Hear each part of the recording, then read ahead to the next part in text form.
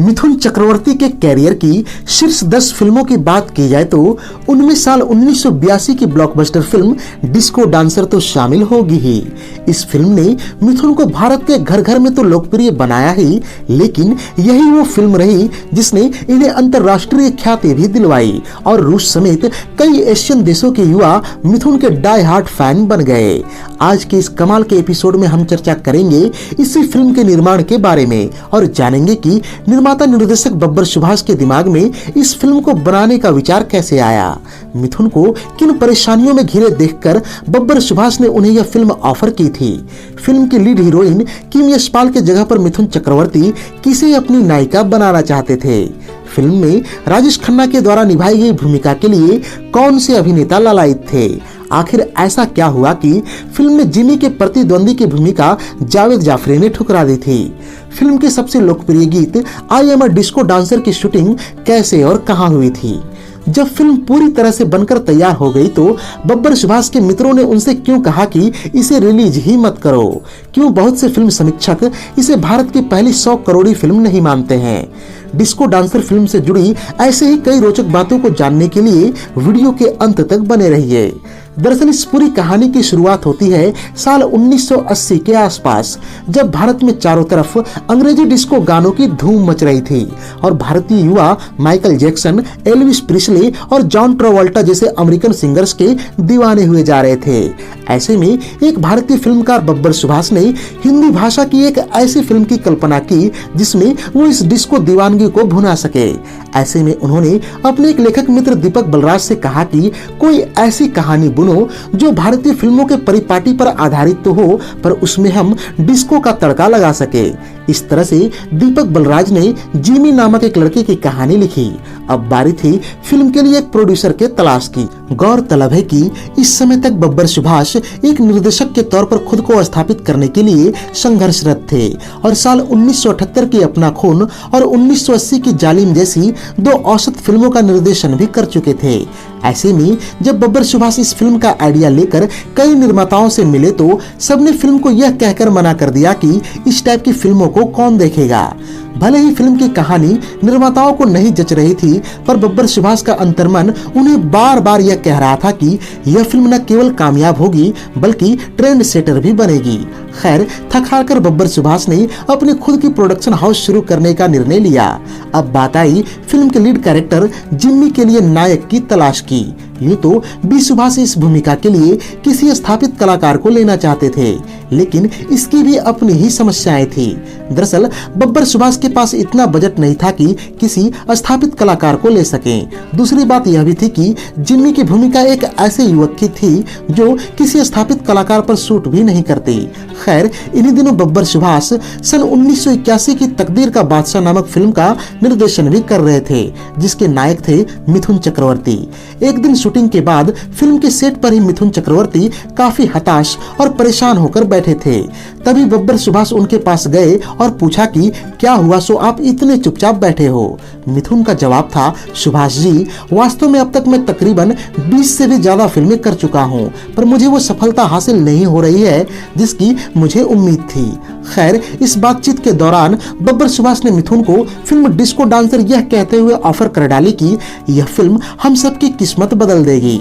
इस तरह से जिम्मी की भूमिका के लिए मिथुन का चयन हो गया। अब बात आई फिल्म के नायिका की। इसके लिए मिथुन ने बब्बर सुभाष को सविता धनराज गिर का नाम सुझाया, जो कि साल 1978 में मिस इंडिया रह चुकी थीं। जब सविता से संपर्क किया गया तो उन्होंने फिल्म को यह कहते हुए मना कर दिया कि उन्हें नाचना बिल्कुल भी नहीं आता है। इसके बाद बब्बर सुभाष ने उस दौर के अन्य कई लोकप्रिय अभिनेत्रियों से भी संपर्क किया, पर सबने मिथुन की कम लोकप्रियता को देखते हुए फिल्म को ना कह दिया। ऐसे में एक दिन बब्बर सुभाष के मित्र डैनी डेंगजोंगपा ने उन्हें किम यशपाल का नाम सुझाया, जो कि उन दिनों डैनी की प्रेमिका भी हुआ करती थीं। कुछ एक स्क्रीन टेस्ट और एक ऑडिशन के बाद किम को फिल्म के लिए फाइनल भी कर लिया गया। बहरहाल अब बात आई फिल्म में जिमी के प्रतिद्वंदी की, तो इसके लिए बब्बर सुभाष ने हास्य अभिनेता जगदीप साहब के बेटे जावेद जाफरी से संपर्क किया, पर जब जावेद जाफरी को यह पता चला कि इसमें उन्हें डांस करते हुए मिथुन चक्रवर्ती से हारना है, तो उन्होंने तुरंत ही फिल्म को यह कहते हुए मना कर दिया कि वो डांस के मामले में मिथुन से न तो रियल लाइफ में हार सकते हैं और न ही रियल लाइफ में। अंततः यह भूमिका करण राजदान के खाते में चली गई। डिस्को डांसर करण राजदान की डेब्यू और उनकी एकमात्र प्रसिद्ध फिल्म भी रही। हालांकि इसके बाद उन्होंने आगे चलकर दिलवाले, दिलजले और त्रिमूर्ति जैसी कुछ लोकप्रिय फिल्मों का स्क्रीन प्ले भी लिखा। बात करें फिल्म में राजेश खन्ना के मेहमान भूमिका की, तो इसके लिए संजीव कुमार साहब ने भी खूब दिलचस्पी दिखाई थी, पर बब्बर सुभाष ने राजेश खन्ना के साथ जाना ज्यादा बेहतर समझा। हालांकि उन दिनों राजेश खन्ना फिल्म थोड़ी सी बेवफाई के शूटिंग में भी बिजी थे, अतः बब्बर सुभाष को केवल उन्होंने 3 ही दिन दिए। बहरहाल चलते हैं फिल्म के सबसे लोकप्रिय गीत I am a disco dancer के शूटिंग की तरफ। दरअसल इस गाने को 2 अलग अलग स्टूडियोज में फिल्माकर एक साथ दिखाया गया था।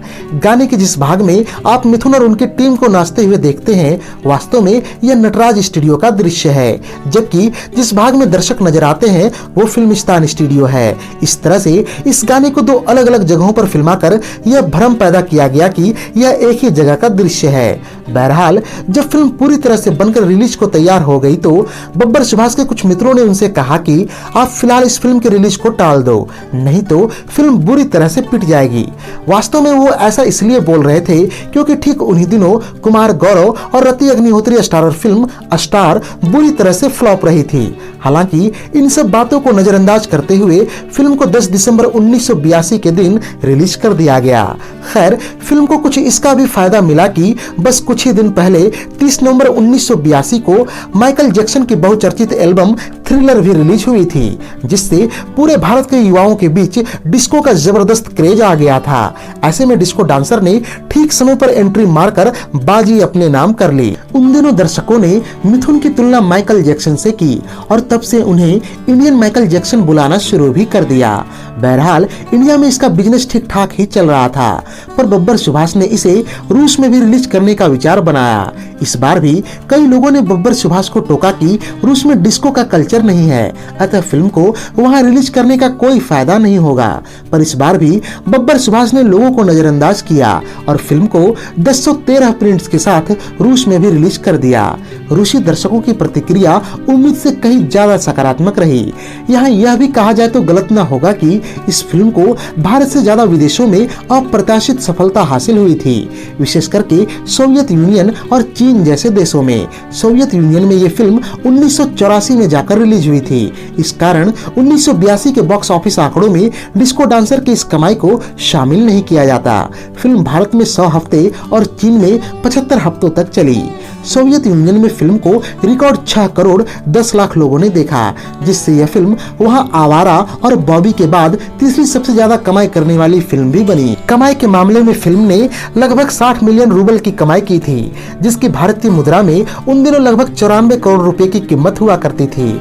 इसके अलावा अगर भारत में कमाए गए ग्रॉस 6 करोड़ 40 लाख को भी शामिल कर दिया जाए तो इसकी कुल कमाई 100 करोड़ रुपए से भी ज्यादा की हो जाती है। पर बहुत सारे फिल्म क्रिटिक्स डिस्को डांसर को भारत की पहली 100 करोड़ी फिल्म नहीं मानते, क्योंकि ये कमाई वर्ल्ड वाइड ग्रॉस कमाई थी, अर्थात विश्व भर की कमाई जिसमें टैक्स भी सम्मिलित होता है। आज के समय में जब 100 करोड़ की बात की जाती है तो ये डोमेस्टिक नेट कमाई होती है, अर्थात भारत में टैक्स हटाकर फिल्म की कमाई। इस कारण दोनों आंकड़ों की तुलना नहीं की जा सकती। बहरहाल बात जो भी हो, पर फिल्म डिस्को डांसर को देखकर भारत समेत कई देशों के दर्शक आज भी एक अलग ही रोमांच का अनुभव करते हैं। तो ये थी साल 1982 की ब्लॉकबस्टर फिल्म डिस्को डांसर पर हमारी एक विशेष प्रस्तुति। उम्मीद है कि यह वीडियो आपको बेहद ही पसंद आई होगी। अगर वीडियो पसंद आई हो तो इसे लाइक और शेयर करें तथा ऐसे ही दिलचस्प वीडियोस को देखने के लिए चैनल को सब्सक्राइब करके बेल आइकन में ऑल का बटन दबा दें। धन्यवाद।